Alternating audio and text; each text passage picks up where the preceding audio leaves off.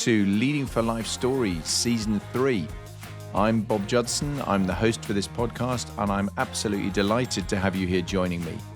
Regardless of whether you're a seasoned listener who's been with me since the beginning, or whether you've just dropped in for the occasional episode, I really hope you enjoy the mix of content that I provide, the personal stories, the thematic episodes, and the guests that I have on the show.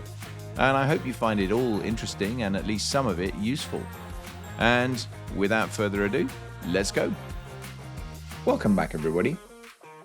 Just before we get into this week's guest, if you haven't already done so, please subscribe if you're watching on YouTube, or follow if you're listening to a podcast platform, because that really helps to boost the overall numbers that we have registered on the podcast. It boosts the stats, it helps the reach of the podcast, and that makes a big difference. So I'd be really appreciative if you would do that right now before we really start this week. But my guest this week is Stella. Absolutely amazing. She is the award-winning, inspirational, and frankly quite extraordinary Sally Orange, MBE. Now, Sally spent a long time in the army as a physiotherapist, and she'll talk about that. But she's also had a lifelong challenge with mental health and speaks these days as a mental health campaigner on a wide range of platforms. But beyond that, she's an adventure athlete who raises enormous amounts of money for charity and does the most extraordinary things. And I'm not going to spoil it by telling you here, because I'm going to let her do it in her own words, because it's just so much more compelling. And frankly, made me feel completely inadequate listening to the things she's done, the things she's achieved, which are by any measure utterly extraordinary. She's also, tragically, currently being treated for breast cancer.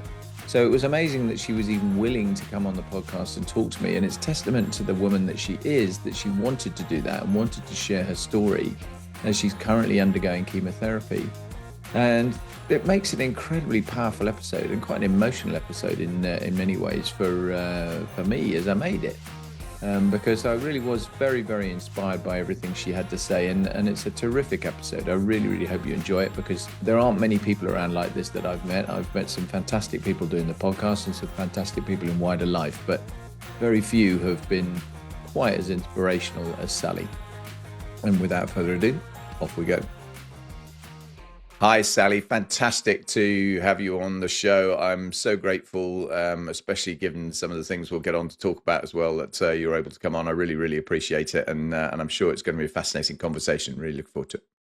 Well, thanks for having me on, Bob. Looking forward to it. You've had, I mean, by any measure, I've had some amazing guests over time, but I look at your life and what you've done and the kind of extreme challenges you've subjected yourself to, as well as obviously having spent a long time in the military to start off with, and all those sorts of things. But it's just been an amazing journey, and obviously, challenged now by the fact that obviously, you for a long time you've been a keynote speaker talking about mental health and your challenges with that. But challenged now by the fact that obviously you're currently undergoing cancer treatment, and I mean that's why I'm so delighted you still feel able to come on the show, and I'm very grateful to you. But just tell us that story. It's just an amazing thing that you've been up to with your life. Oh, well, thank you. Very, very kind. I guess it kind of first started at the age of 16, where I went ice skating for the day with my boyfriend at the time, and I fell over and broke my leg. Ended up having to have a month in hospital and metal work and lots of surgery on my leg.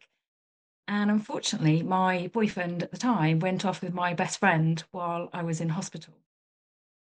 So that wasn't the greatest time of my life, I have to say. But there's always a silver lining. And that time in hospital really cemented that I wanted to become a physiotherapist. So I was doing my A levels at the time, and I got my results. And unfortunately, I failed my A levels, but I was determined and decided, right, I'm going to go back to college, resit my A levels, because I definitely want to do physio. And the next year, another year of study, I got my A level results, and unfortunately, they were even worse than the first year. I crippling anxiety with exams. In fact, even to this day, if you call it an exam, I go into a cold sweat and panic. And yeah, that what seemed like potentially was going to be the the end of the physiotherapy journey. But my A levels by this time did actually spell U dunce, which I thought was quite ingenious to work out. And so they were good enough to go to university. So I thought, right, well, I'll go and do radiography. That's similar to physio. Not at all, it turns out. And after 6 weeks on the course, I thought, this isn't for me. I was doing my hospital, I was doing my placement, doing barium enemas on patients, thinking, I do not want to spend my life doing this. And so I thought, right, I'm going to transfer onto a different degree that hopefully will help me be able to get onto a physio degree later. And so I transferred to Leeds Metropolitan University as it was then to start a health studies degree. I did it there because they also did physiotherapy there as well. And I thought each year I could maybe transfer onto the physio. That wasn't the case. I wasn't able to transfer, but I did finish that degree. Every year I applied for physiotherapy, but every year I got rejected. So, got a long story short, I first applied to become a physiotherapist in 1991, and I finally graduated. I finally got a place in 1997. So it took me 6 years to Wow, well actually done for the get. persistence. Thank you. Yeah, to actually get on to that. I'd got my degree, my health studies degree, and then got a place. Another 3 year study. So I finally then graduated in 2000, 9 years after first applying. And it was then that my sort of career in the NHS started. I did my junior rotations. And then while I was at university that second time or third time at the Nottingham University, which is where I studied physio, I found out about the Officers Training Corps and joined that and had no military background whatsoever. Um, and just thought, well, this looks fun. You can go and do, some amazing things, meet amazing people. And yeah, so I did that during that time. And then a couple of years into my junior rotations, a full-time position with the Army came up at a rehab centre on a full-time reserve service contract. So I was sort of mobilised to that rehabilitation centre to be the 2IC of that. And yeah, I've since I went on and I did 22 years in the Royal Army Medical Corps as a physiotherapist, mainly as a reservist. So I did 7 years FTRS, and then the rest of it was sort of weekends and drill nights during the week. But it was essentially my life. I touched on the anxiety that I had sort of with exams, but that anxiety was a thread that sort of ran all through my life. And unfortunately, it got very, very severe, and the depression got very severe as well. And it got to the point where I actually couldn't see a reason to be on this earth. I didn't leave the house for 2 months. I didn't speak on the phone for 2 years. And so it amazes no one more than me now that I choose to be a speaker and talk about what I've been through, because that was by far the worst nightmare that I could have ever envisaged. But I think sometimes when you have a real drive and a purpose, and basically, I don't want to see anyone else having to go through what I went through because of that shame and that guilt. So I now speak about it in the hope that other people will get the help that they need. And I've sort of gone about by doing that dressed as different pieces of fruit. I speak dressed as different pieces of fruit, but I also take on different endurance challenges, ranging from I've done 87 marathons now, eight Ironman triathlons. I've swam the Channel twice. I have cycled across America, put together the first all-female wounded, injured, and sick team to take on the race across America, cycling from the west to the east of America. Cycled the length of New Zealand, climbed a couple of big mountains, and yeah, sort of try and give a purpose to a lot of the challenges I do. So I did a marathon underground, the world's deepest underground marathon.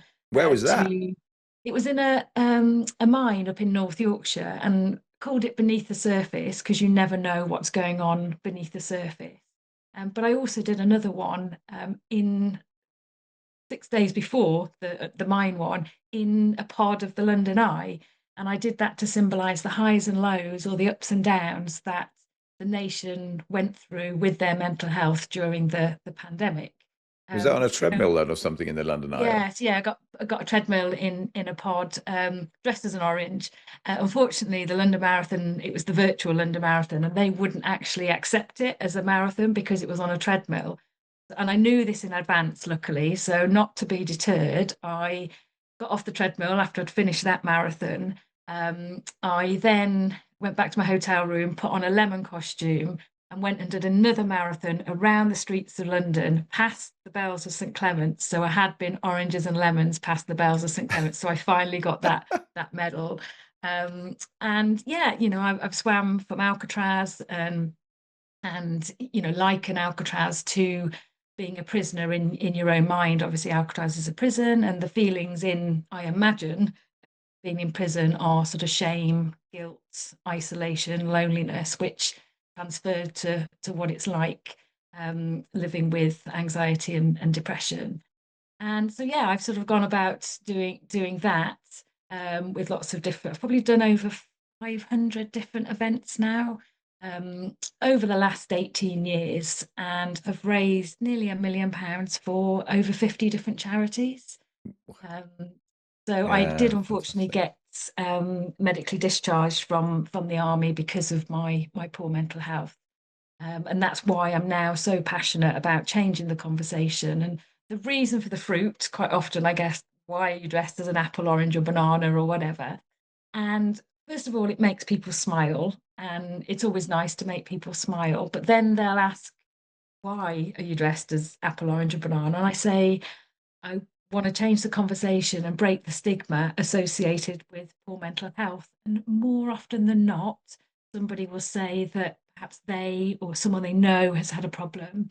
And so it just really subtly opens up that conversation in a way that if I was just in shorts and t-shirt, I, wouldn't have that chance to do that. So and sort of coming to a bit of a conclusion of all of that and a bit of a nice round off is that Nottingham University was who I applied to for 6 years in a row, and where I actually eventually ended up going and studying physiotherapy. And 30 years after I first applied, so back in 2021, I received an email in my junk box saying that Nottingham University would like to award me an honorary doctorate for services to physiotherapy and mental health. So Oh, well, that is obviously, lovely. Yeah. yes, yeah. So I said no. No, I didn't. I yeah, so I, got to then go and meet undergraduates who were also qualifying as as a physiotherapist, and told them, some of my journey up to that point. So I think that's a really good message for young people, that if you really want to do something, or older people, if you really want to do something, then with the right sort of drive and determination, you can get there in the end. Wow. I mean, that is the most incredible story and the incredible set of achievements. I mean, well done you. I mean, for all sorts of things in there. I mean, for your persistence and your drive to actually get to do the physio thing, but then particularly on the back of, what some by any measure was obviously a pretty horrible adverse experience, to turn that around and do what you've been doing. I mean, I thought done quite well with two London marathons. I feel rather pathetic now, if I'm honest. That Yeah, I've 87 now done marathons. 87. I've been lucky that I've done the London Marathon 14 times. Every single time has been a charity place. So no, I tell a lie. One year I did get a ballot place in that time, but all the rest have all been charity places. So So have you ticked off this? There's a thing, isn't there, of when you all the big city global marathons. Have you yeah, done that? there's the no, well, there's the six majors, which is now the seven majors because of Sydney, which happened a couple of weeks ago. I haven't actually done a lot of those, but I did do a challenge called the World Marathon Challenge, which was seven marathons on seven continents in 7 consecutive days.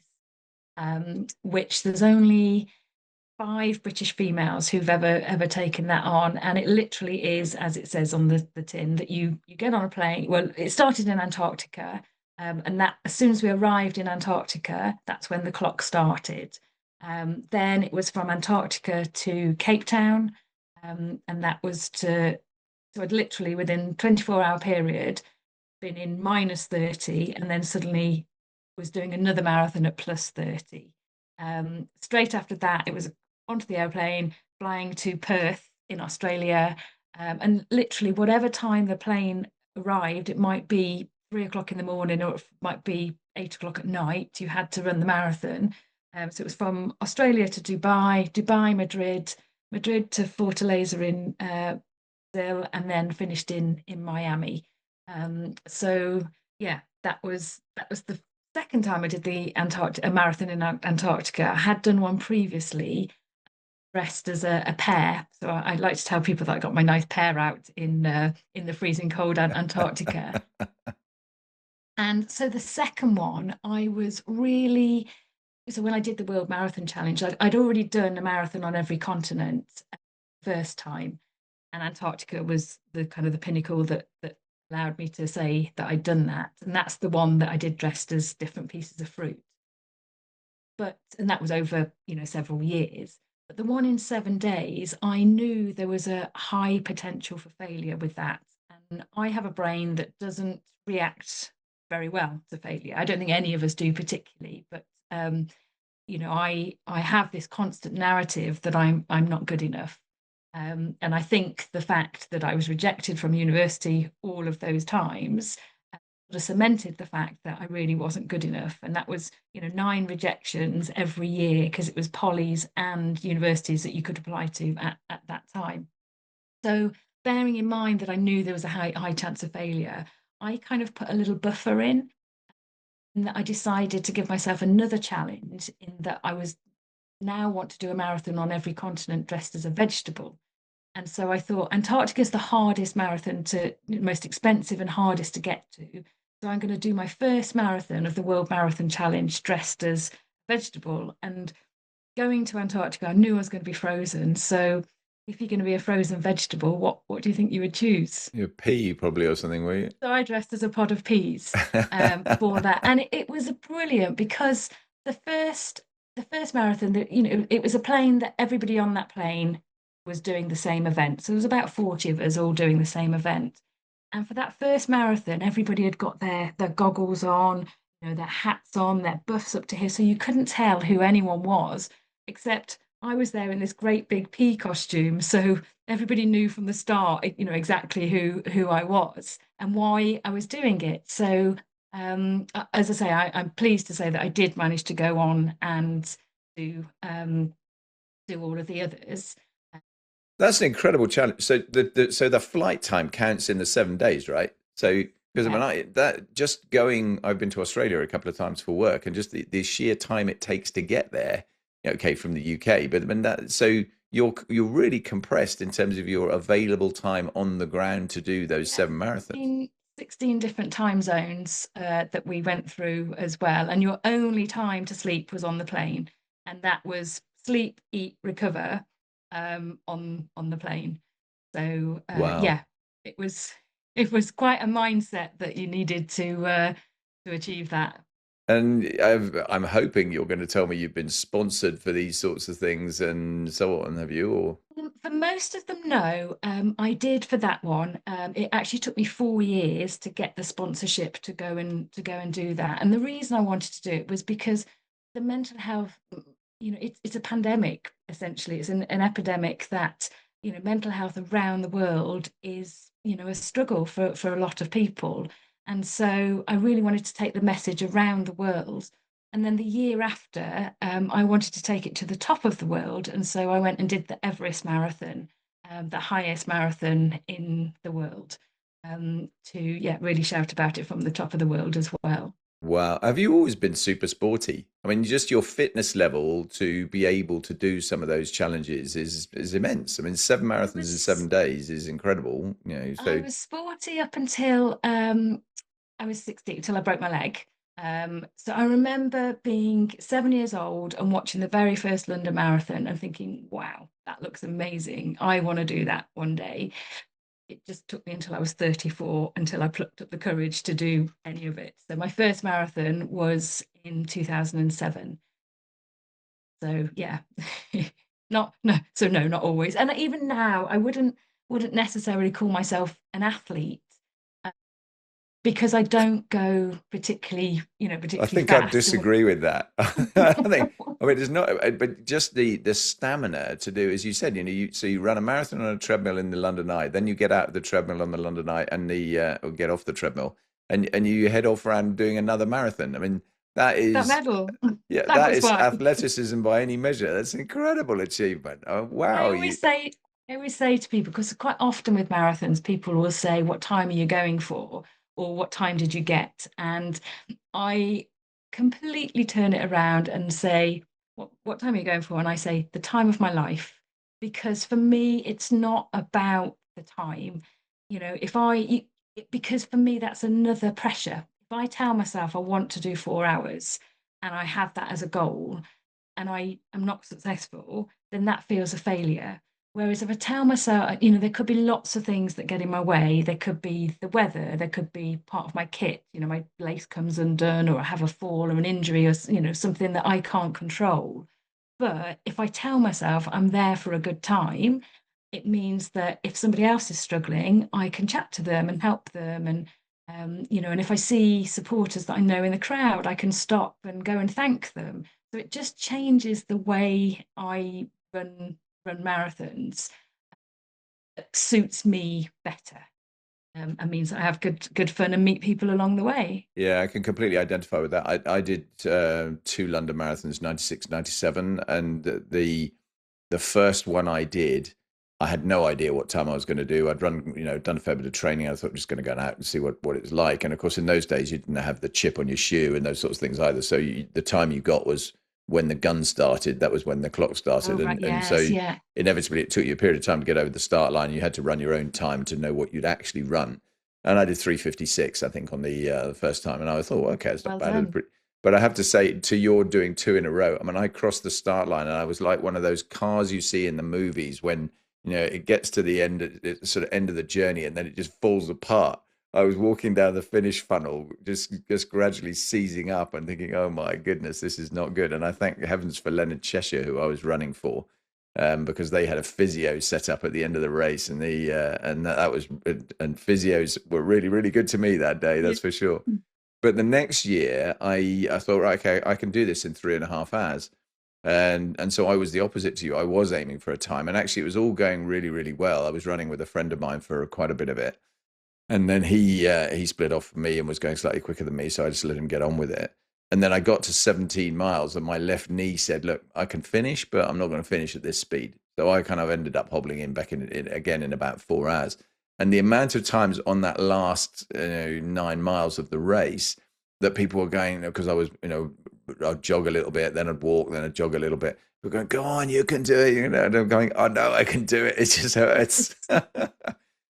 Well, you have lots of things in your mind to the things that are said as you, and particularly being in costumes. I've had children sort of there going, "Mummy, mummy, there's a tomato," and I'm thinking, I am not a tomato, I'm an apple, or I'm a strawberry, but just because I'm bright red. So, but that's I love sort of seeing children's faces and hopefully inspiring them that you can do things in a fun way, uh, get active and movement, and really for me, movement was my medicine.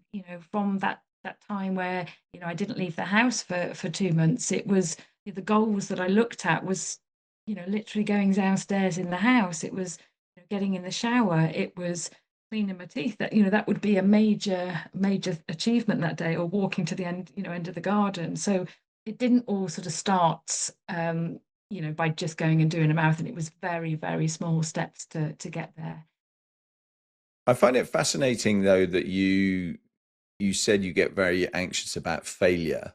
And interestingly, when I went through the flying training system, just to give you a sort of a comparative story, I suppose, I really struggled going through flying training into the Air Force. I actually, in the basic flying training school, I failed, I think, apart from two, I failed every other test on the course. I spent a significant amount of time on review, which is the kind of, the spotlight's on you and you're potentially, up for the chop. And all of the last phases of the course, I failed all the tests at least once and had to do them again. So there was enormous pressure. And then suddenly it just clicked. And when I went to Valley to advanced flying training, I did much better, and it was all kind of plain sailing from there. But picking yourself up, and I talk about this as well when I speak to people, that the picking yourself up from failure, it's the old thing, isn't it? It's not how hard you fall, it's how fast you get back up. And you have demonstrably done that with just at the start of your life, where you're talking about what you did at university, or applying to university, being rejected all those times, still persisting, still getting through, and being very successful in what you did. It's just an interesting contrast that you talk about that, the fear of failure being something that triggers your anxiety, when actually you have dealt with it so brilliantly in terms of what you've actually done. I don't know if I'd say that I did, and certainly if you ask my parents, I didn't deal with it well at the time. It was, I was distraught every time I'd get those rejection letters through. And as I say, I think it just cemented the fact that I wasn't good enough. An interesting part of it is that I wasn't good enough academically. But what those 6 years gave me the opportunity to do was I went and did so much volunteering, Hmm. with other people. So I got more life experience. So when it did come to the interview, if I got an interview, then I was given an offer. It was just that my grades, when they weren't good. It was only when I'd got the university degree that they would say that, yeah, okay, you've met the standards. And it does make me question whether or not, academically, if you don't necessarily get the best people, because they're not necessarily people, and I've always enjoyed, talking to other people, finding out about them, listening to them, and helping them. Uh, I think that's what kept me going, I guess, thinking that just this is what I want to, I'd been told I was never bright enough to be a doctor, but physio sort of sat more with what, yeah, with what I could achieve, and yeah, I got there in the end. It's an incredible story, and I'm full of admiration. I mean, I think just your turning it around from being in that kind of low place, and doing what you do just with speaking would have been a lot, but then to do all of the the stuff you're doing with the challenges, and some outstanding, I mean, swimming the channel twice, I mean, that would be the end of me. There would be no prospect of me doing that. I ended up rather bizarrely, again, at the back end of my Air Force time, I was asked if I'd be the president of RAF triathlon. Now, I was a runner, and I enjoy a bit of cycling, but not competitively. And I turned to the guy that was the director of RAF Sport, who was asking me to do this. I said, "Look, I've never done a triathlon in my life, and I'm not about to start." And there were reasons behind it, where actually we'd had a couple of unfortunate incidents with the previous presidents, where they both actually died. One of them doing a triathlon, one of them training for one. So he said, "I don't want you to do it. I want you to be just basically the figurehead for it." And which I ultimately then did do. But I was always, when I went to the events to go and give out prizes or support them, I was always incredibly impressed with, discipline to be able to do 3 events well, and particularly the longer distance ones. I mean, the Ironman stuff is just beyond the pale. That's incredible. And you've done, which The ultras have you done? You've done some ultras as well, you said. Well, if I go the swimming, I was exactly the same, but I actually crewed for somebody as a physio who was doing something called the Arch to Arch. So it was running from Marble Arch to Dover, swimming the channel, and then cycling from Calais to the Arc de Triomphe. And I was on the boat, sort of crewing with her mum, and her mum said, "Oh, you'll be swimming the channel next." I said, "No way, no chance." Anyway, the year after, I found myself in a team doing the exact same challenge of running from Marble Arch to Dover, swimming the channel, and then cycling from Calais to the Arc de Triomphe. And it was an all-female team, and again, it was wounded, injured, and sick. So we had two women who were in wheelchairs, and some that would use recumbent bikes and hand bikes. And yeah, we actually think we still hold the record. I think we hold the record because we are the only all-female team that have done it. Um, so yeah, so that I guess is one of the endurance events. So I've done the Marathon des Sables. Well, So in that was 2016 that I did that. I ran 100 miles across a frozen lake in Mongolia. I did that dressed as a chili pepper because I thought I knew I was going to be freezing cold. It was minus 47, way colder than Antarctica.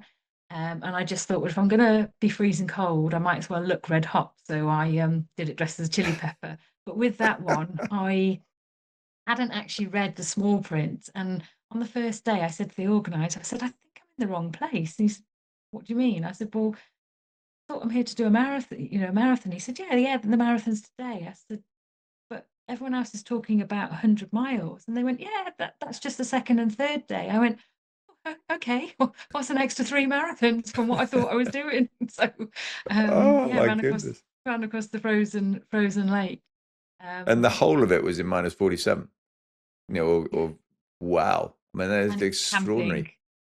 camping. As well. I mean, it was so cold that you could get I went to clean my teeth and I went to put the lid back on the toothpaste, frozen, couldn't get it back on, the water that it's frozen. I got a cup of boiling hot water, threw it up into the air, and it came down as snow. So yeah, that was a real challenge. Yeah, I mean, there's just surviving in those kind of conditions, never mind I actually mean, going and doing the marathons. Mongolian people are just incredibly hardy, people because they live in that. I Mm. mean, the ice in the lake was so deep, it was probably about 6 or 7 meters frozen, that cars were driving across there. But to be able to get the car started in the morning, they had to light a fire to heat the engine to try and, get things. So yeah, nothing was That's, done quickly over there. that sounds safe. Oh, brilliant. Wow. What an incredible story. I mean, you've been to the Invictus Games as well, right?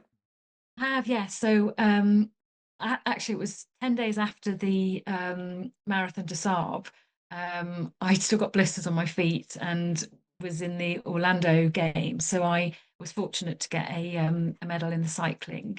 I did cycling and rowing um, for that. But yeah, an incredible. And I think, looking back, that was the real, I really needed that at the time. And it kind of was like the fire in the belly that made me kind of realize what sport could do, uh, the impact that it could have, and that it didn't always have to be competitive.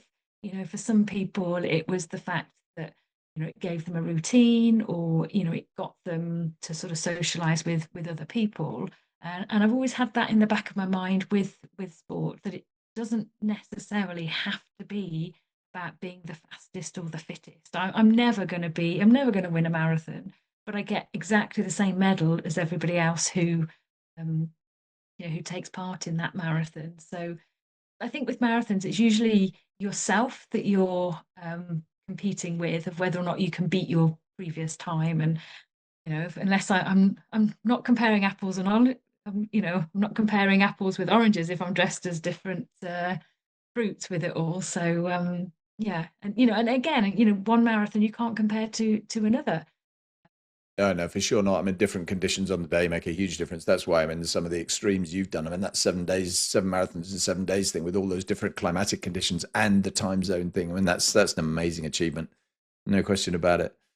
Uh, the Invictus thing, I mean, Prince Harry gets a pretty tough rap these days for all sorts of reasons, and I feel sorry for him from that respect, because I think what he did with Invictus was amazing, actually. And I mean, interestingly, little story from my side, he was in Afghanistan at the same time as me on his first trip to Afghanistan. So 2008, I was commanding Kandahar Airfield, and when he'd been there about 12 weeks, and then the Australian press, I think it was, ultimately sort of outed him and revealed that he was there and he had to fly home. And it just so happened coincidentally that I was on the same flight back as him, going back for some meetings.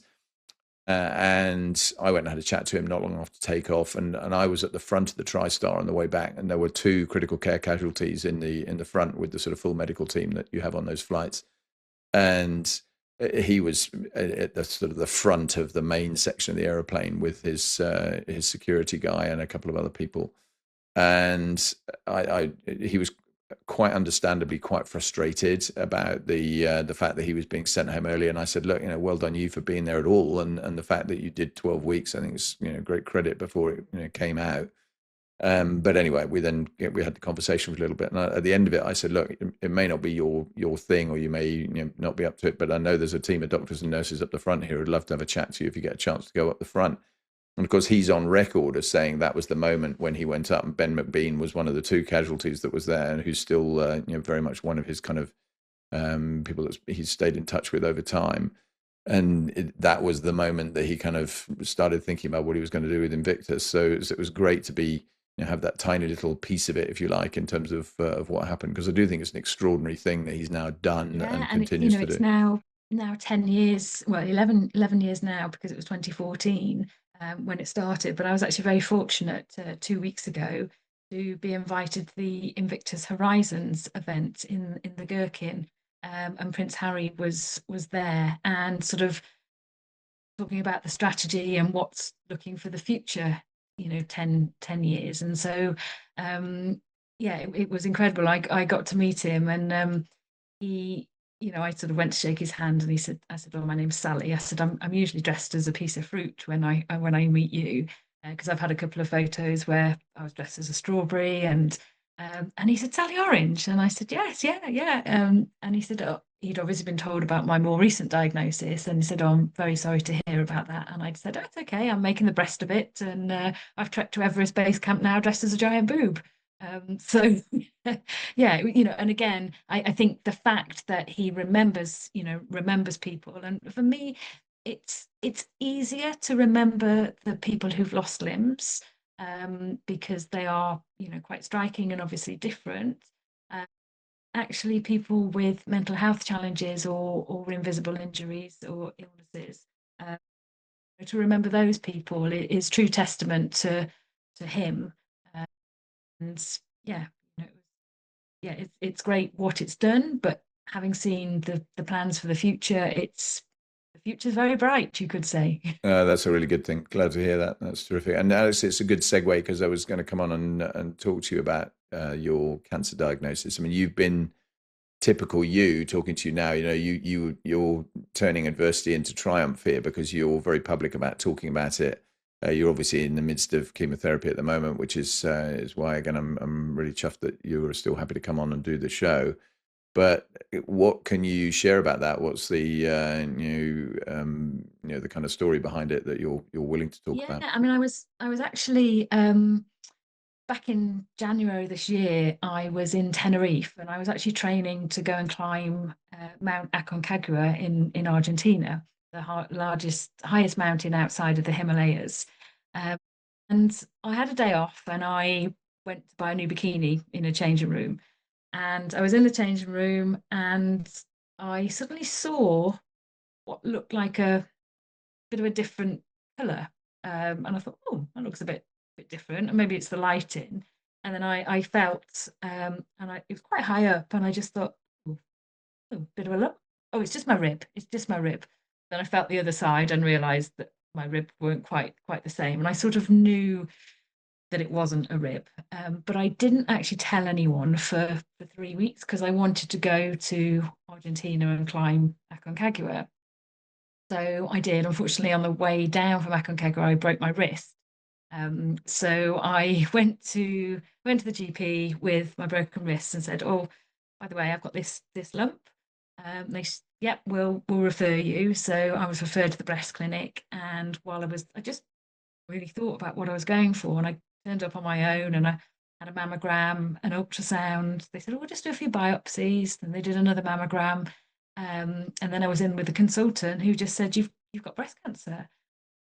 And I was like, "I haven't got time for breast cancer." I said, I've got the London Marathon in a few weeks' time, which I was due to be doing as a lettuce along with my vegetable theme. So it was going to say, "Let us talk about mental health," and I'd got my costume and everything ready.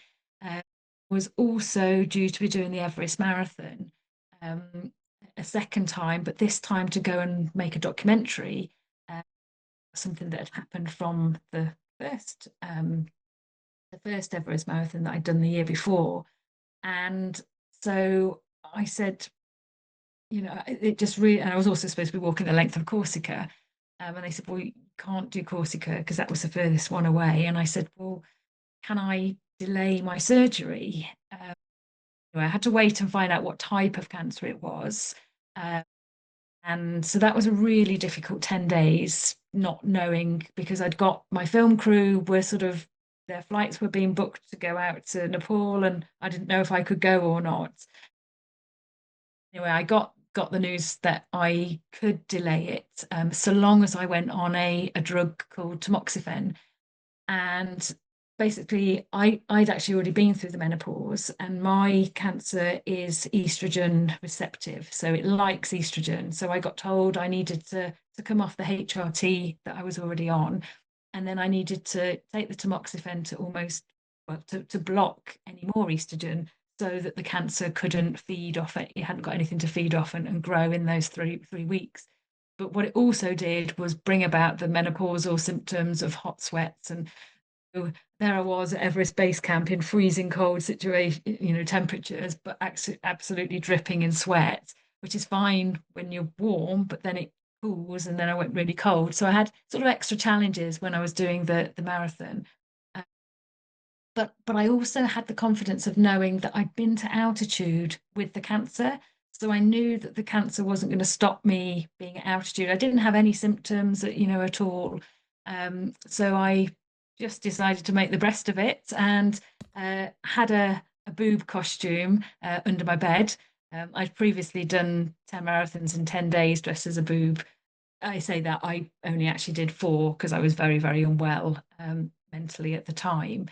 But I had this costume, so I thought, well, I'll ditch the lettuce and did the London Marathon dressed as the boob, and then yeah, got the go ahead, as I said, to do the Everest Marathon. So I trekked all the way up to base camp for 10 days with this giant boob, and then I changed for the actual marathon because the year before I'd done it as a lemon, and this time I wanted to do it as a line. So it was ice and a slice because I knew that it was cold at the top. And the documentary was basically on the year before because I'd worn my lemon costume. My Nepalese guide had said, "Why are you dressed as a lemon?" And I explained, and he said, "You have depression." And I said, "Yeah." I said, "But I still take medication and I see a therapist, and so I manage it."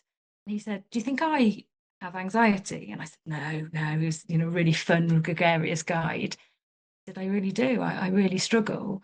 And I said, "How do you manage it?" And he said, "Alcohol." Oh, yeah.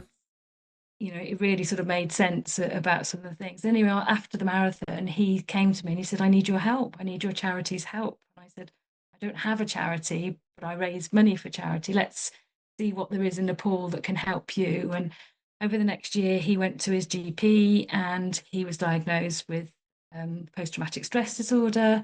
And we kept in contact sort of over the year. And so he said, "Sally, you've helped me. I could help other people by telling my story," which is what I wanted to go back and do the documentary about. And also for the documentary, I sort of met up with Sir Chris Bonington, who obviously has, summited Everest.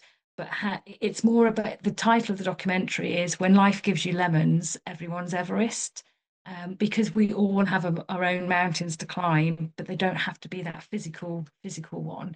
And I also, on the documentary, I sort of look at the tools and techniques that can be used to help um, battle that inner climb of Everest. Um, and yeah, sort of talk about mindfulness and meditation, and how to manage those things with professionals and experts. So that's just going through post-production editing at the moment, which is all quite exciting. Yeah, really great. No, I should look forward to seeing that. That'd be fantastic. Very lucky in that we because it's veterans who've it's filmed by veterans. It features veterans because Sir Chris was in the army. He was actually in the Air Force before the army. And Harry Budamagar, he climbed Everest, a double above knee amputee. So he features in it as well. So it's filmed by veterans, features veterans, and although it's for veterans, but it's also the wider population that hopefully it will, sort of be of help and use to. But we also recognise that um, the creative arts. So poetry can be very helpful for mental health, whether that writing it or reading it. So we put out a competition and had, sort of wanting to connect nature and the outdoors with mental health and the benefits of it. And the winner of the competition is having their poem read by Dame Joanna Lumley on the film, who has got a beautiful voice, and obviously she's got the connection to the Gurkhas and Nepal. Mm. And we also feature cadets and the Outward Bound Trust and the Duke of Edinburgh's Award in there as well. So yeah, sort of from young people up to 91-year-old Sir Chris, 92 now, actually, 92-year-old Sir Chris as well. So hoping to cover sort of every age group. Um, and whilst it started off with the mental health journey and story, it then developed because of my situation into the breast cancer, side of it as well. And as 1 in 4 people will struggle with their mental health or know somebody who struggled with their mental health, and 1 in 2 with breast cancer, we really do hope that it can help a lot of people. I'm sure it will. That's again, your story just is incredibly inspiring. I mean, as if it's not enough to have done all the mental health thing, to now be doing it on the cancer side as well is extraordinary. I mean, how are you now? Sort of where are you now on that journey? Yeah, so I had surgery, and unfortunately they found that it had gone to the lymph nodes as well. So originally I was told that I would probably just need surgery and then radiotherapy. And I was kind of like, that's fairly straightforward. Unfortunately, then I found out I've got to have 6 months of chemotherapy. So I've had one treatment of that. My next one's next Wednesday. But again, I'm really wanting to use that movement as medicine. So I'm running to all of my hospital appointments. So even my chemotherapy, I'm running there, having the 3 hours of, the drip, and then walking home after that. But I've got a PIC line in my arm, which is where chemo goes into. And every week I have to go and have that flushed out. So I have to go up to the hospital, but I run up to that appointment and run back. And even just last week, I ran up and one of the patients sitting in the waiting area said, "Have you cycled here?" Because I was in shorts and t-shirt. And I said, "No, no, I've ran." "What?" He said, "You've ran here." And then I said, "Well, I just want to show that, with cancer, you can stay active, and it helps to stay active." And he said, "You've really inspired me." I said, "Well, if you just park your car a few, rows further than you normally would, then that just give, he was an older gentleman going for chemotherapy. Um, so yeah, that's the thing. And also by me being open about it, I've had 4 women, or 5 now actually, who've got in contact with me and said, because of your posts on social media and because of you being so open, I've checked myself, found a lump, and I also now have breast cancer. And I wouldn't have checked had you not have said. So, that's yeah, that's the benefit of, not having it as a taboo subject, because yeah, other people are now sort of on that treatment journey as well. Yeah, I think both on the social media posting side of life in terms of raising awareness and inspiring other people both to check themselves and just be aware generally, but also that, as you say, that sporting story. I can well imagine. I mean, that's the sort of jaw-dropping effect you would have walking into the chemo with other people going, "You what?" Because most people, for very good reasons, I'm perfectly sure, do not think at all like that and have a very different reaction. So the fact you are doing that in such a positive way is incredibly inspiring, and well done you. It's just amazing. And well, I really hope it continues to be okay for you, and that you come out the far end of it and return to your normal crazy self doing doing all these amazing Yeah, I did challenges. this morning. My hair at the moment it comes out in clumps. At the moment, I sort of know after next week that it will be, on a lot. But yeah, it was all over the pillow this morning. I was like, oh gosh, Mm. was there a hamster in my bed? But yeah, it is, and I think that's the thing with my chemotherapy, is that it almost becomes visible because of wearing a headscarf or not having that. But there's also lots of chemotherapy treatments that don't have visible effects. And I'm also on social media wanting to be very open about the the other thing. So, I put a picture the other day of all the different drugs that I have to take. And they're the drugs that I have to combat the side effects of the chemotherapy. So the anti-sickness drugs, the steroids. I have to self-inject for 5 days within the within the treatment cycle, because your white blood cell count goes low, and so the injection is to increase them. And just, I mean, I've called my PICC line Penelope because it's Penelope Pick Stop. Um, and yes, she'll help me get around the track, track quicker, so they don't have to invasively go in and take blood. You have to have blood samples, check that your levels are right before you have the chemotherapy. Now, I almost had a training session in chemotherapy because unfortunately, this time last year, my dad was diagnosed with terminal esophageal cancer, and I went along to all of his chemotherapy sessions with him. He was told he's probably only got 9 months, but I'm really pleased to say that he's 12 months. He's still with us, and they've stopped the chemotherapy now, but they are still doing immunotherapy, and he's doing really, really well. So Great. Well, I'm very pleased to hear that. that's Yeah, I've lost a good. couple of family members to esophageal cancer, actually. That's a really nasty Pretty one. horrible. Yeah. Yeah, it's a pretty horrible one, and it's already spread to his liver. So yeah, it's giving us a double whammy in the Orange Yeah. household. For sure. I mean, and it does, as you say, it affects a lot of people, and I think mental health as well affects an awful lot of people, and is a story that, I mean, just in the military context, I'm sure is far from finished. When you look at the 20 years in Afghanistan and all the time in Iraq before that, and the impact that's going to have had on an awful lot of people that were there. So, and again, beyond the military, there are millions of people who are on varying levels suffering with their own mental health. And I think from a societal point of view, you'll have a much more informed view than me on this, but I think it is very, very good that a lot of companies are now more focused on it. There's more discussion about it. There's more kind of mental health champions in the workplace and those kind of things.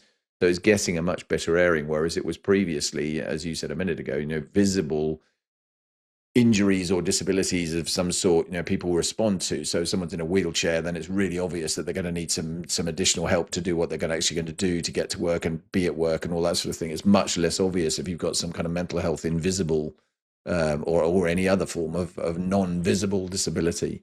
So that's a definite plus. But it's people like you that are, without a doubt, giving that the airing that is making a difference to that, and you should be giving yourself an enormously big pat on the back for that, because it's fantastic. Thank you. Thank you very much. I tend to talk quite a lot about leadership on the show, Sally, and I think you've had an amazing set of experiences in terms of your time before you got into the military, then the time in the military, subsequently working with a lot of really influential people. I'm just really interested in what you've seen in yourself about, because you may not think of it this way, but you are definitely a leader big time in terms of what you're doing. You're leading a charge in terms of inspiring people and doing the stuff you're doing, but also the people you've worked with. What's, the traits you think are important, the behaviors, how you've adapted, how you've shifted, what you see in all of that. It's funny because I never really think of myself as a leader, I thought you'd say but that. I I have to, if I go back to my physio days, which I don't really practice anymore, but essentially, as a physiotherapist, you are a leader to your patient. You're guiding them with what they need to do, and hopefully sort of encouraging them and inspiring them. But for me, what really was sort of true to what was needed was empathy and compassion. If you had and I'd have physio myself, but if you had a doctor or a professional or whatever, and they don't have that empathy and compassion, I don't think you get the best out of. For me, I always wanted to get the best out of my patients so that they could recover and go on and do things. Um, and for me, I'm someone who, if if I don't have that empathy and that compassion, I don't respond very well, and it can have a real negative impact. And I certainly know that I've had leaders who don't have that empathy, and it's had a really detrimental impact on me. Particularly, I mean, there's a flip side to it. People would often kind of say that I was quite sensitive, and I am sensitive, and I recognise that. And whilst I always thought that that was a negative, actually, as a profession, as a physiotherapist, if you don't have empathy, then if you're not sensitive, you don't pick up on the cues that maybe somebody's in pain, or why aren't they doing their exercises. You need to sometimes get deeper to find out the real why, and that's different for different people. So it's treating people as individuals, being interested in them, and yeah, just sort of trying to help people, essentially, I guess. Yeah, totally right. I think empathy is a really important leadership trait for, frankly, any leader. And you're right. There are lots of people who are amazing at it, and there are also lots of people who are not. And I think particularly the more extrovert, gregarious, kind of more hierarchical leaders, not because they're necessarily hierarchical themselves, but they're in hierarchies, there is a risk some of the time that they're not very empathetic. They don't take the time to understand why is somebody not necessarily performing in the way they might have done. Is that just because they've suddenly become rubbish at what they do? Very unlikely. It's much more likely there's something else going on that they need to start unpacking and getting to the bottom of. And equally, getting the best out of people where if you want to understand what someone is thinking, you need to give them the time and space, if they're quite introverted and quite a reflective kind of person, to make sure they've got that time. If you're just jumping to an immediate conclusion, I mean, I know myself, I am quite extrovert, I'm quite I'm quite demanding. My wife would say I'm very demanding, and I'm not very good at this sort of stuff at all. And it's interesting how in personal relationships, I think it's different some of the time to work relationships, because I think in the work setting, I've learned a lot to adapt and get better at creating the space to listen to other people, and that is such an important trait. I totally agree with you. I think something that I've learned and sort of did within physio practice is that not everybody uses words very well. And so for some people, actually numbers work better. So we would always say to a patient, on a scale of 0 to 10, how is your pain? Because pain is so subjective, but we want to know how it is for them. And it's the same really with mental health. And I say this to workplaces, that when you're asking your colleague how they are, just ask them how they are out of 10. Now, if somebody is always a 7 and they're suddenly a 5, something's not quite right. Whereas, some people they might fluctuate a lot more, but you get to know an individual, on a scale as such, and it's not as quite as intrusive as that when we say, oh, you're fine, and we know that fine can mean not fine at all. Yeah. But if you're somebody who, and if you think of neurodiverse people, um, they take what is said. Well, you said you were fine. I didn't need to ask any more questions. But we know that quite often when we say fine, we don't always mean it. So, to help sort of neurodiverse people by giving a number, maybe just gives them a cue. Okay, they weren't the same as they were yesterday. They were less better than they were, or they were better. So just a different, just a different way that, is sort of taking that transferable skill from my physio practice into, the workplace. Yeah. Do you know Liz McConaughey?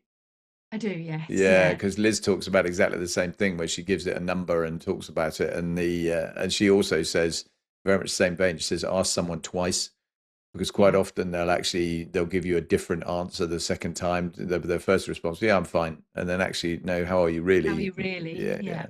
Oh, it's yeah. quite interesting, I think, and she's very much in the same space you are in terms of talking about mental health in a very, very powerful way. She did a podcast with me some time ago, and that was another very inspiring episode from someone that really has been to the dark side of this and returned from it. No, great stuff. You obviously, it's a question I ask a lot on the podcast, but I think it's going to have more resonance for you than many of my guests. You had a fairly tough start to your kind of transition into working life, and just even the sort of back end of your academic time. If you went back in time and you had the whole of it again, what would you be saying to a young Sally now in terms of advice? Yes, in some ways, it's what my mum told me, but I never believed at the time. Mum used to always say, it's character building, Sarah, Sally. And I would just say, I don't want a character, because everything, just sort of seemed to yeah, not go right. But I think, now I would say to young people who have sort of struggled that you will become a better person because of what you've gone through. You can't always see it at the time, but you'll learn different skills, and you'll, even if it's for somebody else in the future, that you can say, I know what that's like, but actually I've come out of it and this is what it's like now. So to sort of be that guiding star almost, to sort of say, I promise you it will get better. You just have to believe me. It's very difficult when you're in that place, when it is so dark and you can't see any way out of it. And sometimes you have to make some tough choices. And I say choices because, quite often I would say, well, I don't have a choice in this. We do always have a choice. They're not always necessarily the choices that we want to take, but there generally are, choices.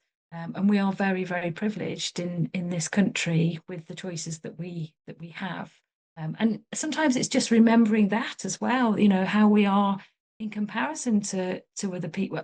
I say that comparison is the thief of joy. But I think if we can use it in a positive way of thinking things could be a lot worse, it can sort of help you. And certainly with my cancer journey at the moment, I'm very grateful for every day that I feel okay. I don't feel okay on every single day, but the days or the half days that I do, I'm, incredibly grateful for that. And I think another thing that I would say with the cancer is going back to what I said previously, and the goals. It's sort of, I don't call them goals with my chemotherapy, because for me, if I set myself goals of, right, I want to do this next week, or that, three things today that I want to do, if I don't make those goals, then I feel a failure. So I've now just changed the wording of calling them aspirations. So in that day, aspire to be able to, go for a run, to cook a healthy meal and maybe see someone. But if I don't achieve that, I don't beat myself up about it. There's always the next day to try and do that. So goals are fantastic for the right people. But for me on this cancer journey, I'm just calling them aspirations, and then I don't beat myself up.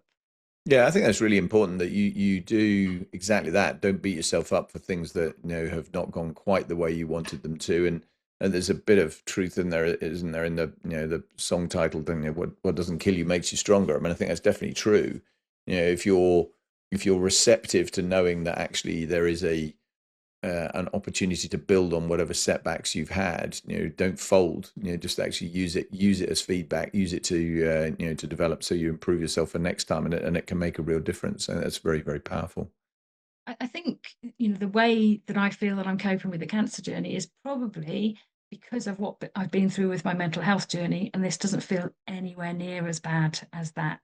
That there's a lot more support when you say that when you've been open about that you have cancer, which is ironic because I feel fine, had no symptoms. I had a little bit of surgery, that set me back a little bit, but now because things are becoming visible, it's incredible. Whereas there was none of that support with my mental health. And there are still people that are mentioning the cancer, and they don't say anything because I don't think they know what to say or how to say. And again, it's having to understand that of other people, because to begin with, I'm like, told them I've got cancer, and they're telling me about their something really trivial that's happened.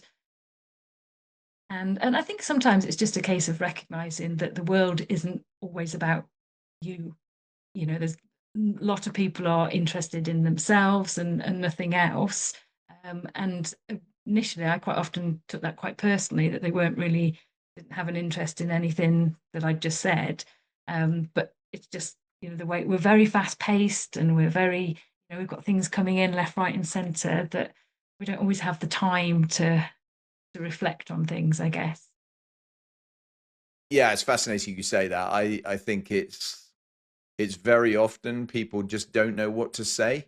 I think that's the same with bereavements and things like that, isn't it? There are some people who they I've heard it from people. I've just told them I've just lost my mum, and and actually, it's like they don't care. And I don't think it is they don't care. I just think it's they're completely at a loss of what to say. They haven't thought about it. Interestingly, one of the things we did when I was in the flying world, we used to actively think about how you were going to manage breaking the worst kind of news to families and things like that, because you have to do that. You have to have a plan. You have to have a strategy as to how you're going to manage it, and what the aftercare is going to be and all that sort of thing, because I think it's really important, and some of the time it's just not something that people think about enough. Yeah, yeah. Highs and lows, Sally. I always talk about highs and lows. I'm kind of curious to know. I mean, in amongst a huge collection of things you have done, what's the high point? I think, I mean, there's a couple because actually, after that 9 year journey of finally becoming a physiotherapist, that was, such a long time to get there that was a high point. And the honorary doctorate, as I say, was something that I never ever expected. But a couple of years ago, I did receive a letter that said that I was going to be made an MBE. So that for me is something that just, I'm not from a background or family that sort of that's ever happened to, I don't think anyone in my family knows anyone who has one. So, but I like to sort of say that it stands for Marathon Babe Extraordinaire. But a friend now changed it to My Boobs Run Everest, from the latest one. But yeah, I mean that was an incredible honor.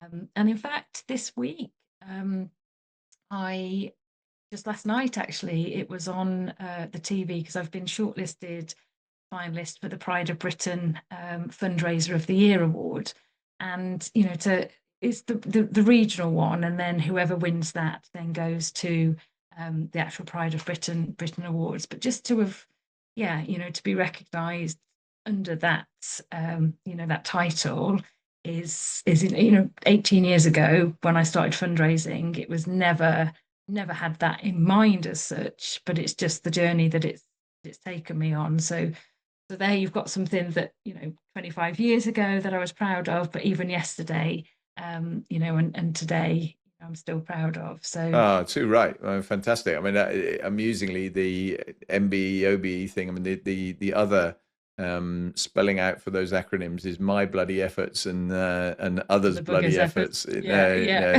yeah. And that I think it's that's quite appropriate, to be honest, because I think obviously the those kind of awards don't come around all the time. So well done you. That's fantastic. And Pride of Britain, that. Well, good luck. I really hope you end up in the kind of the final version of it, because by any measure, it would seem to me you are a Pride of Britain in terms of what you've done. You absolutely deserve to get that kind of accolade. So it's terrific stuff. Thank you. Yeah, wait and see. Yeah, I'll be keeping my fingers crossed firmly for you. That's for sure. I mean, sadly, for every high point, there is a low point. I mean, and I guess there's probably a few of those that you could choose from as well. But if you had to pick one, what's the low point? The low point was when I was under the care of the crisis team and I didn't get out of bed, I didn't wash, I didn't speak. For 20 hours of every day, I just cried and just wished that I was dead. And the other 4 hours I was on sleeping tablets, didn't work very well, so I only got 4 hours sleep. So yeah, that was you know, I just remember sitting and looking out my window at the train track, and I could just see myself under the train rather than on the train. That's where I wanted to be. So that, I mean, it's still very vivid. Even now, I had to go and live back at my parents', and when I go into that room, my mum was sort of telling me that I would be sectioned if I didn't eat. I just didn't have any desire to eat. It was just too much effort. I kind of describe it that there was no color in the world, there was no taste, there was just wanted to evaporate. Wow. How did you turn the corner? What brought you back from that? Medication. I remember the psychiatrist coming round, and my medication was increased to get to a point where, yeah, I could at least sort of function. As I say, it was very, very slowly, and the community psychiatric nurse, they would come and they'd try and take me out for coffee, and I would just sit in a cafe crying, so it wasn't joyful going out. Um, and yeah, just real sort of real little steps of yeah, just that one step in front of front of another. And how long did that process take, if you don't mind me asking? I mean, from being in that really, really dark space to then being A kind of couple of months back to normal. back to normal. Yeah, but months to a year. As I say, I didn't answer the phone for 2 years. I was just so scared of, and even text messages. I had to be with someone to read the text message because my mind would take it somewhere else. And yeah, I just was very clever at making it into something negative.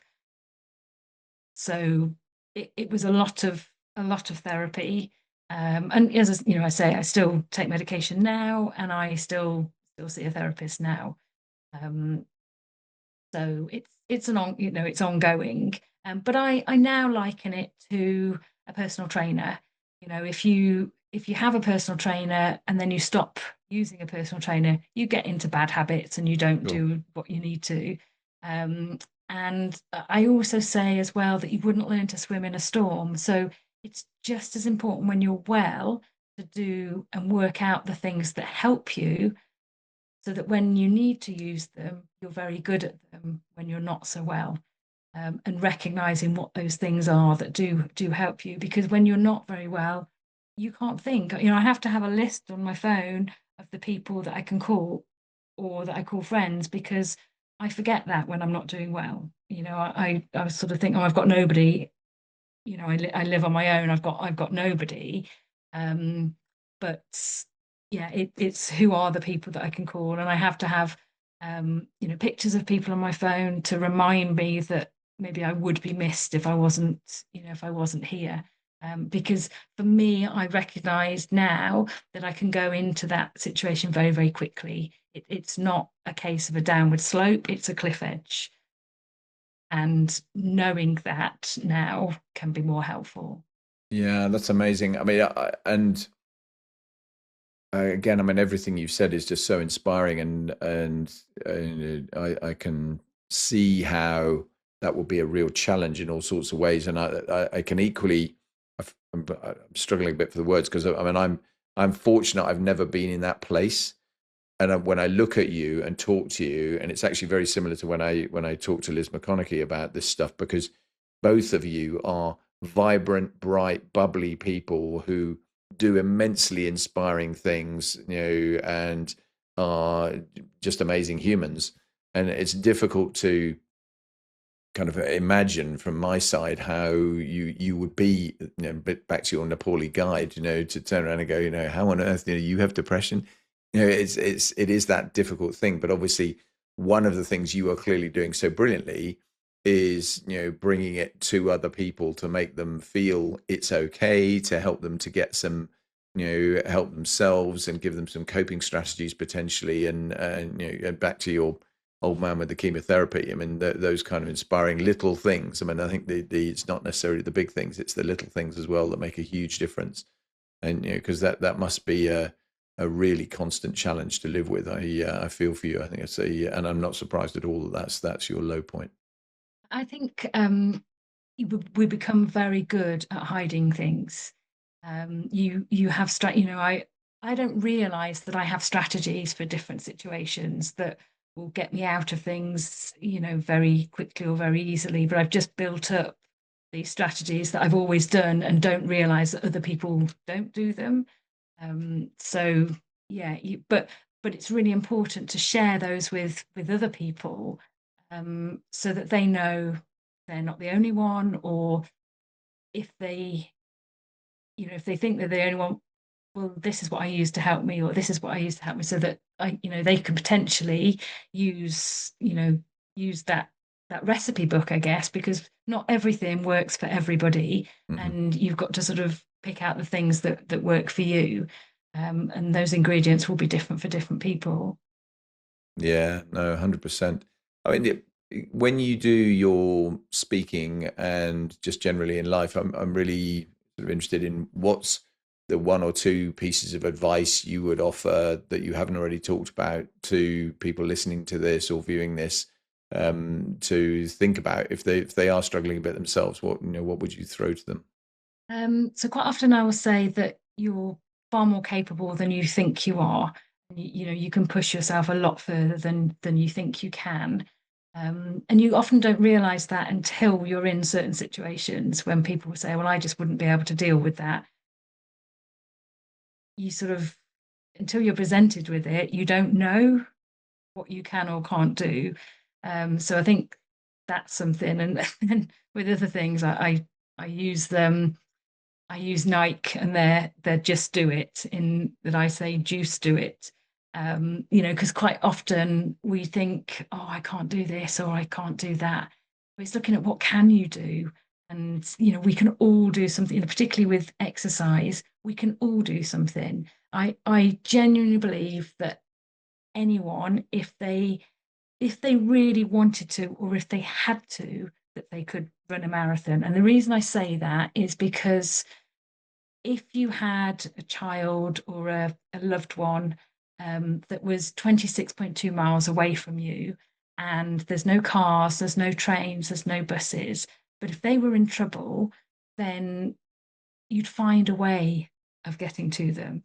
It wouldn't necessarily be as quick as the person next to you, but you would find a way, of getting there because if your drive and your purpose is strong enough, then you'll find a way to do it. And I think evidence of that was Ukraine. And I distinctly remember the pictures of, pushchairs, being left at left at the border because, they had to walk and so we are more capable than we think we are. And whilst we'll say, oh well, I wouldn't be able to deal with that until you're faced with it, you don't know how you'll deal with it. I think that's a better response, is that you wouldn't know how you would, not that you wouldn't. It might be somebody's time to absolutely flourish. Mm. Mm. No, and the one thing I'm absolutely sure of is people like you saying some of this stuff and showcasing the way and being as open as you are about it is definitely going to be very, very helpful to lots of people. I do make sure that I show the not so good times as well, because as you say, I think sometimes it can be, well, it's all right for you. How would you know? And I distinctly remember this from physio. I remember having a patient and she'd had a knee replacement, and she said to me, I said, right, you just need to do this exercise. Come on, do this. She went, oh, you've got no idea. So I pulled up my leg, pulled up my trouser leg, and showed her I've got a scar that long on my leg from when I broke it when I was 16. And I said, I've been where you've been. I completely understand. And she went, wow, you really do. And I said, I know that these exercises hurt and they're hard and it takes effort. But believe me, when you've done that, you can get back to doing the things that are normal in life. And again, it was that visible scar that showed. I don't think I'm going to Yeah. do that with my boob. I think, yeah, Let's just get people to take that for themselves. personal credibility makes a lot of difference in this space, doesn't it? And I think that sort of example is terrific. And of course, you haven't gone back to being normal. You've gone back to being very abnormal. I mean, some of the things you do are incredible. I mean, no one 87 marathons just is stuck in my head as an extraordinary thing. And I mean, with that in mind, I've got two questions that I always ask at the end, and one of them is about, I normally ask people what's the most memorable event of your life, and I think we talked a bit about the high points and all those sorts of things. I want to be a bit more specific with you, and what's, of all of those extreme things you've done, and the challenges you put yourself through, what's the most memorable one? Great question. I think probably the World Marathon Challenge. It's quite, it is quite a recent one, but also that breaking of that leg. I mean, I have the reminder every single day, but I distinctly remember when I was at school, and the reason my scar is so prominent is that they left the stitches in for 6 weeks. Back in them days, they weren't dissolvable stitches, so all my skin had grown over them, and My leg was really thin, it wasted away. And I just remember the geography teacher, I plucked up the courage to wear a skirt. And he went, "Oh, look at you showing off your scar." And I just was like, goodness, is this what, is it seen as, it's just part of me. And I actually use it in schools when I speak in schools. I was very fortunate to win an award. And I was actually showing my mum the award, and there was that very split second where my mum gave the award. It was a glass trophy with my name engraved on it. Defence Discount Services inspirational woman. And there was that split second when mum was handing it to me and I was, getting it, and we neither of us had got hold of it, and it dropped, smashed to the floor. And she went, what are you going to do? Because they'd asked me to go up to them and give a talk and take the trophy with me. Um, what are you going to do? I said, what I can do, is there? I said, it's broke, it's thousands of pieces and these big Yeah, super pieces. glue's not going to crack it. Yeah, so anyway, I went up the next day, gave the talk, and then they said, "Oh, have you got the photo? We'll get that." I went, "Ah, slight problem." Told them what had happened, and they said, "It's okay. We'll get you another one." I said, "What? Really?" And they said, "Yeah, yeah, it's fine. I'll pay for it." No, don't worry. Anyway, I was driving home, and I suddenly thought, "Do you know what? Need a brand new shiny trophy that looks pristine. I'm broken. I've been broken. I've got bits of me missing. So I just stuck it back together. It's got a huge scar in the middle of it and it sits on the side. And people say, "What's happened to that?" And I just say it's so much more of an interesting trophy than Yeah. any of the others. And so, young people, you don't necessarily have to have a trophy to tell your story. That trophy tells my story with the bits missing and the scars it's got through the middle of it. Oh, fantastic. No, great answer. And yeah, I love the broken trophy thing. Have you got a new one as well? Did they send you a new one? No, I said I don't need it. I don't Okay. need No, it. nice. Yeah. Yeah. So good for you. I mean, the last question that I always ask everybody and gets very variable answers is, what's the most difficult question you've ever been asked? Yes, that is probably the most difficult question I've ever been asked. You're not the first person to say that. That probably is. I'm Um, clearly not unique. no, you're not. The any others though that you would think of? Um, yes, actually, when people ask me about my depression and anxiety, I'm quite often asked what it was, if there was a key incident or something that sort of started it. And that's a really difficult question because there isn't, I wasn't, in combat and a certain thing happened and that's what I associate it with. It's just lots of almost micro traumas that have sort of that I now know through therapy, which I just thought were normal. I didn't know that they were trauma as such. Um, and so I do find it difficult when people ask because I haven't got a real answer for it. It would be, and I often for a long time almost wished that I had PTSD, not because I don't have PTSD. I have a lot of the symptoms of it, which are depression and anxiety, difficulty sleeping, but I don't have that. But I feel that people understood um, the label PTSD a little bit more, despite the fact, as I say, depression and anxiety being a symptom of that label. Um, that might just have been a bit easier for people to understand, whereas um, Yeah, really interesting. I think again, it goes back to that point. I think, are you seeing this get better with people having a better understanding about it now? Because it feels to me, I've been around quite a long time these days, and wind the clock back not that many years really, and it was one of those things I would just kind of get over it. You're just a bit depressed is almost a throwaway line that actually cheer up, you'll be fine tomorrow. Where obviously it is, if you've properly got depression, it's a serious thing, and it's it needs treatment, it needs care, and it needs proper understanding. And there's a very different requirement to pay attention to that. Do you think that's improved?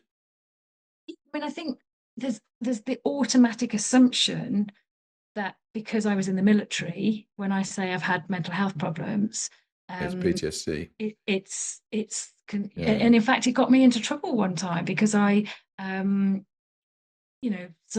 somebody sort of within the hierarchy went around telling people I'd got PTSD, and I hadn't. And there's nothing on my medical records. And then I was told there's nothing on your medical record saying you've got PTSD. Said, because I haven't got it. I've never ever claimed to have had it, but somebody had made the assumption. And I then said to them, look, if I told you that I had problems with my stomach, are you qualified to tell me whether that is, ulcerative colitis, whether it's Crohn's, whether it's so just because it's got this umbrella term of mental health problems, you can't say that I've got PTSD. So again, it was just trying to educate people that just because I was in the military doesn't mean that I have, PTSD. No, quite right. I don't know where to start really. I've had some inspiring people on the podcast, Sally, but I'm blown away by what you have done, what you are doing, what you're going through now, and your kind of approach to handling it. I think it's just extraordinary. What a privilege to have had a chat with you. I think you are without a doubt continuing to shine a light on these really difficult challenges, mental health one, cancer two, and all credit to you for that, because it's quite extraordinary really. I really hope that you progress through the rest of your cancer journey and come out at the end of it as the person that clearly you are, going back to doing the things you do. And I wish you the very best of luck for the Pride of Britain as well, because that would be a Oh, wonderful thing to see. that's really, really, really kind of you. Thank you so much. And I probably would just like to finish by saying the future's bright, the future's orange. Yeah, exactly. You could advertise for The a company with phrase, that. yeah, yeah. So Nike with my juice do it, and then yeah, orange with with that Brilliant. as well. But no, thank you very much. I've really enjoyed it. It's been great. Thank you very much indeed, Sally. Very best of luck to you. Thank you. Bye. Bye.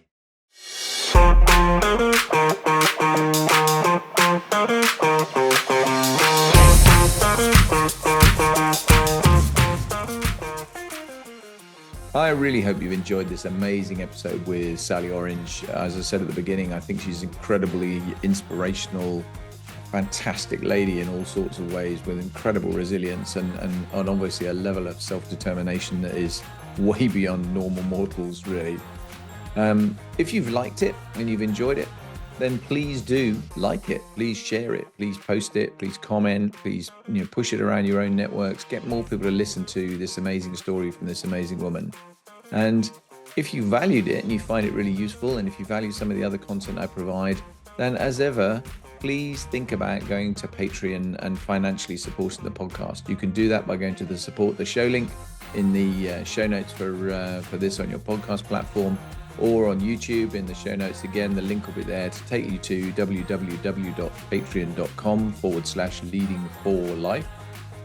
And you'll find the opportunity there to be a supporter, a champion, or a patron of the show. Doesn't cost much. It's about a cup of coffee a month if you're going at the base level. And a cup of coffee a month is not that much really. And I really hope you can think about supporting what we do with the show, because if you are finding it valuable and you're finding it really useful to you and something you listen to regularly, then do me a favor and just help me out a little bit with keeping it going, because that would make a big difference to me. But as ever, I'm delighted you're here. I really would like your feedback as well. So if you've got feedback, please let me have it by whatever means you like. And that would be terrifically appreciated, because I do really pay attention to it, even if I'm not quick at getting back to people as I might be sometimes. But I do really listen and read everything you send me. So thank you very much for that. And I really hope to see you again, or have you listening again very soon. Thanks very much. Bye now.